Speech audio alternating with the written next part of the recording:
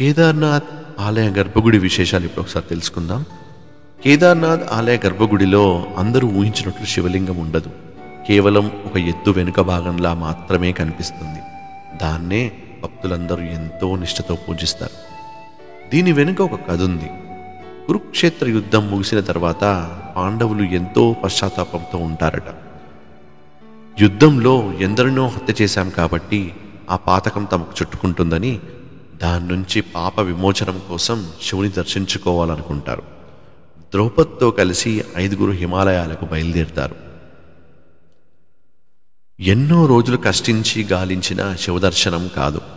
చివర కేదార్నాథ్ అనే చోటును చేరుకుంటారు. అయితే పాండవులకు దర్శనమివ్వడం శివునికి ఇష్టం ఉండదు. దాంతో శివుడు ఒక ఎద్దులా మారిపోతాడు. తన గుర్తుపట్టకుండా మరిన్ని ఎద్దులు సృష్టిస్తాడు. శివుని వెతుక్కుంటూ వచ్చిన పాండవులకు ఆవులు ఎద్దులు కనిపిస్తాయి. ఇంత మంచులో ఆవులు ఎద్దులు ఎందుకున్నాయని అనుమానం ధర్మరాజుకు వస్తుంది.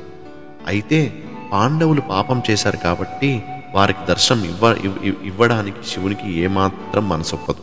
తప్పనిసరి పరిస్థితుల్లో అయినా పాండవులు కనిపించవద్దని ఉద్దేశంతో హఠాత్తుగా మంచులోకి దూసుకుపోతాడు. పాండవులు అది గమనించి పట్టుకునేందుకు ప్రయత్నించగా ఎద్దు వెనుక భాగం మాత్రమే అందుతుంది. అలా ధర్మరాజు చేతికి అంటిన మిగిలిన భాగమే ఇప్పుడు కేదార్నాథ్లో కనిపిస్తుంది.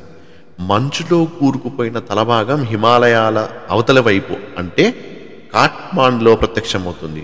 అందుకే కేదార్నాథ్లో దర్శనం తర్వాత నేపాల్ వెళ్ళి కాట్మాండు పశుపతినాథ్ ఆలయాన్ని దర్శించుకుంటే అదే పెద్ద అద్భుతం అని మనకందరికీ తెలుస్తుంది.